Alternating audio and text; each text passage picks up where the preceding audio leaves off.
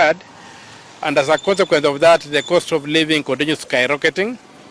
But as you know, anybody will tell you there are only 4 things in the world that a government needs to address seriously. The first thing is food. You must keep food away from the control of the ordinary fluctuations of prices on world markets, on the open markets. Number 2, you must control the cost of health. Number 3, you must control the cost of education. Number 4, you must control the cost of transport. And if you look at our government, all those sectors, it has done nothing to intervene. So if the government was to intervene and makes those sectors no-go areas for cartels and do no-gooders and the thieves, this country would not be going through the mess it is going through. Somebody will be very comfortable living on the street and sleeping on the rough on the street, but having food in his stomach and being able to be treated when he is sick. It doesn't require a house over food. It doesn't require shelter over health. It doesn't require shelter over education. And it needs to move around. So our government has literally failed to address the key areas, and there are 4. Food, health, education, and transport. Those 4 areas have failed. Those are the 4 areas that burden the citizen most. So you need a government that can take political action to address those issues and see how it can cushion the ordinary person from the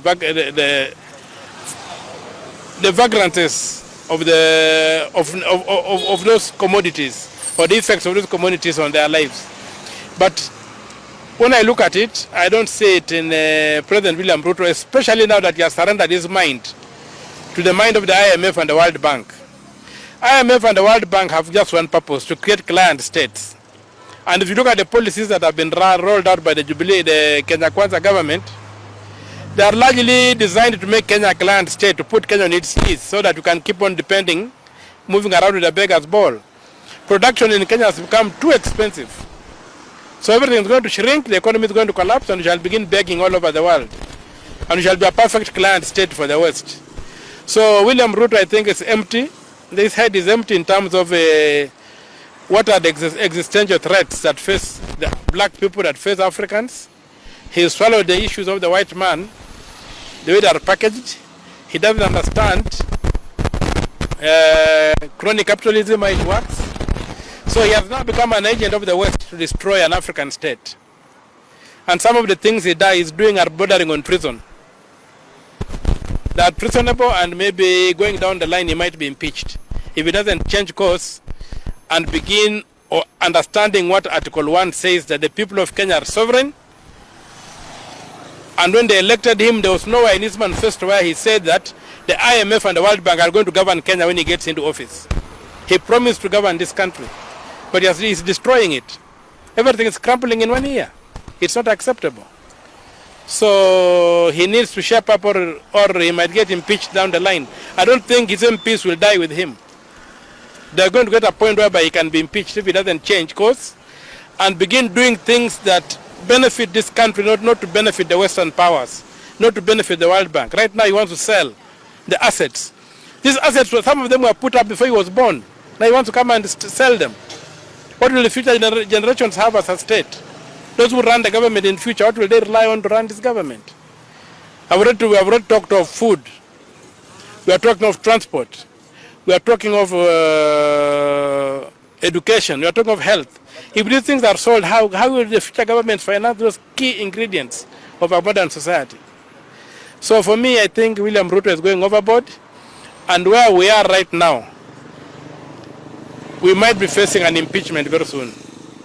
My name is from Kenya. I just have one question for you to shed more light on. Recently, we had the bipartisan talk report being tabled by the herman and all the distributors and so on. And one of the key issues they were agitating for was the high cost of living. It is now missing from the final report. What can you say as a legislator in the Senate? I think that Boma's process was a waste of time. It was a waste of time. If you look at the solutions that provided, I've simply regurgitated what Ruto has been saying all along. Looks like Ruto is preparing for a leader of opposition so that in case he loses the next elections, he will still be in parliament as a leader of the opposition. And there's no other thing that I'm talking about. They're trying to create a job for Mutembei. What is that? Is that a national issue? Let him fix the cost of living. Let him fix the cost of petroleum. Let him remove the taxes that are driving this country crazy. Let him trim down on the cost of running government, and the people will thrive. Let them allow people to produce. But as I've said, what he's doing is going to lead to an impeachment. He has allowed the International Monetary Fund and the World Bank to capture this country, and I don't think that is something we can live with for very long. That's all I can say. This is the final question.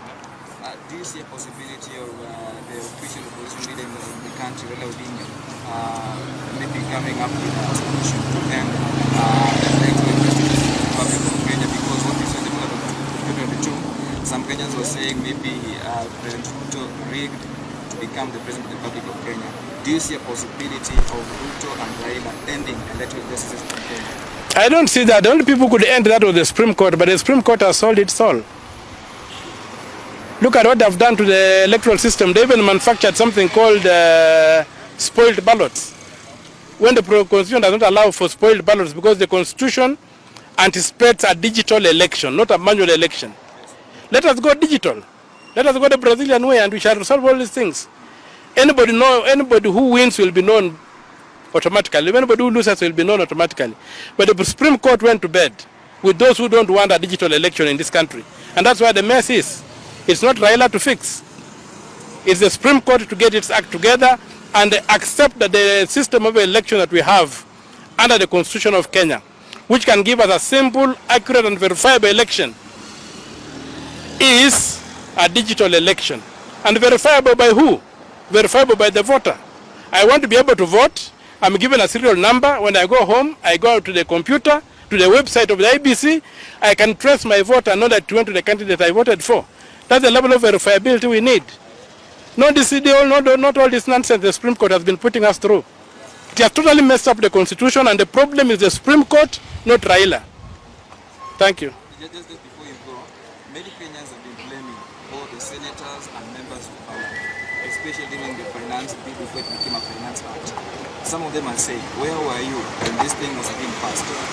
What can you say? First of all, the Finance Act does not come to the Senate. Yes. Because of the machinations Uhuru had with in the last government and the kind of senators we had, they agreed that the budget will not be done in the Senate, it will only be done by the National Assembly. It is something we are fighting to change. But then when you go to the National Assembly, there is something they call the budget office.